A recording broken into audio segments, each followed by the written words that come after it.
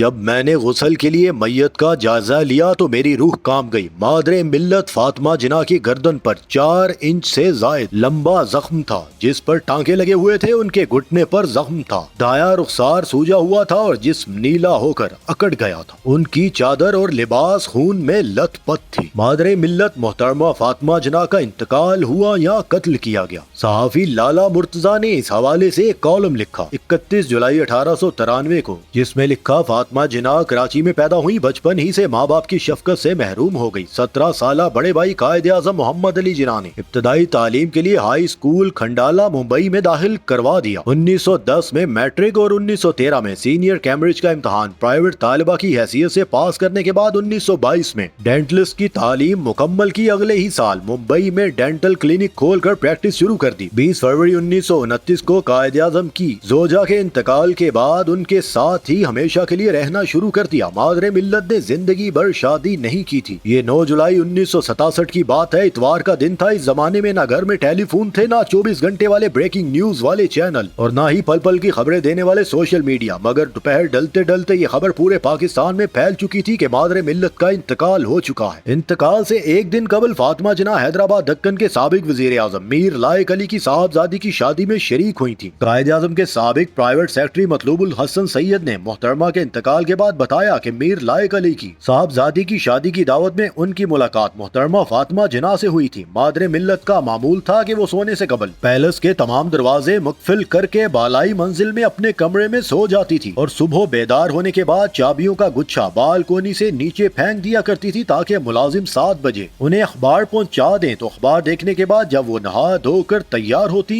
تو ملازم 10 بجے انہیں ناشتہ دیا کرتا تھا۔ ناشتے کے بعد محترمہ نچلی منزل میں اپنے دفتر میں آ جاتی۔ 9 جولائی کی صبح خلاف معمول مادر ملت نے چابیاں نیچے نہیں پھینکی۔ ملازم سمجھا اتوار ہے اس لیے ممکن ہے محترمہ دیر تک آرام کریں۔ 10 بجے تک بھی محترمہ بیدار نہیں ہوئی۔ دروازہ کھٹکھٹانے کا بھی کوئی نتیجہ نہ نکلا۔ ملازم ان کی ہمسائی بیگم غلام حسین کے پاس گیا، انہیں صورتحال بتائی۔ وہ فوراً پہنچی۔ جب دروازہ کسی نے نہ کھولا، کسی اور چابی کی مدد سے اسے کھول کر اندر پہنچا گیا، جہاں بستر پر مادر ملت کی لاش پڑی تھی۔ بیگم غلام حسین اپنے گھر واپس آ گئی، جہاں سے انہوں نے فون کر کے ڈاکٹر کرنل جعفر اور کرنل شاہ کو بلایا۔ دونوں ڈاکٹروں نے مادر ملت کی موت کی تصدیق کر دی۔ مادر ملت کی لاش کو غسل دینے کے لیے حاجی ہدایت علی عرف حاجی کلو کو طلب کیا گیا۔ یہ وہی غسال تھے جنہوں نے قائد اعظم کی میت کو غسل دیا تھا۔ حاجی کلو کی ہدایت پر 3 غسالہ خواتین فاطمہ سید، فاطمہ قاسم اور فاطمہ بائی بچو نے مادر ملت کی میت کو غسل دیا۔ ایک دفعہ بیگم غلام حسین سے سوال کیا کہ اب تو جنرل ایوب خان کی حکومت بھی نہیں ہے، اب تو آپ بتا دیجئے آیا مادر ملت کے گلے پر نشان تھے؟ تو بیگم غلام حسین نے اس بات سے انکار نہیں کیا کہ ان کے گلے پر نشان نہیں تھے، کیونکہ بیگم غلام حسین نے ہی مادر ملت کو وفات کے بعد سب سے پہلے دیکھا تھا۔ مادر ملت کی موت کے متعلق 1971 میں کچھ انکشافات سامنے آئے۔ یہ انکشافات مادر ملت کی تجہیز و تکفین کرنے والے بقول حاجی کلو تینوں غسال فاطمہ سید، فاطمہ قاسم اور فاطمہ بائی بچو جہاں مادر ملت کی لاش پڑی ہوئی تھی، غسل کے دوران غسالوں نے دیکھا محترمہ کے جسم پر گہرے زخم ہیں، جگہ جگہ چوٹوں کے نشان ہیں۔ ہم خاموشی سے اپنا کام کرتے رہے۔ غسالوں نے محترمہ کے جسم پر نشانات اور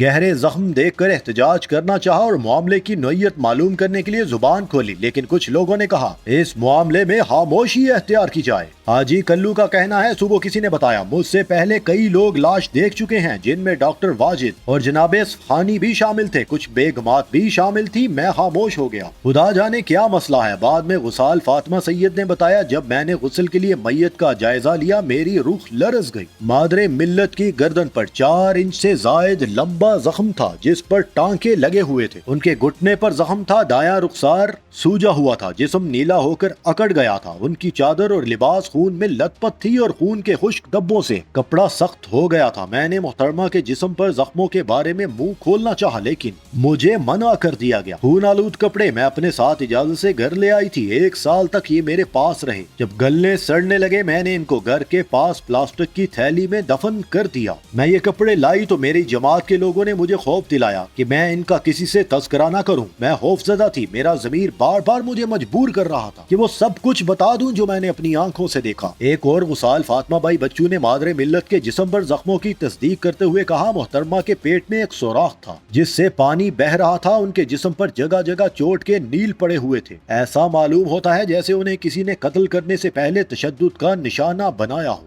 تیسری غسال فاطمہ قاسم نے بھی ان تفصیلات کی تصدیق کی تھی۔ 1972 میں اس حوالے سے ایک درخواست بھی سماعت کے لیے غلام سرور نامی شخص نے دائر کی تھی، جس کی آج تک سماعت نہیں ہو سکی، نہ ہی اس پر کوئی فیصلہ آ سکا۔ ہماری دعا ہے اللہ پاک رمضان المبارک کے بابرکت مہینے کے صدقے فاطمہ جناح کو جنت الفردوس میں اعلیٰ مقام عطا فرمائے، آمین۔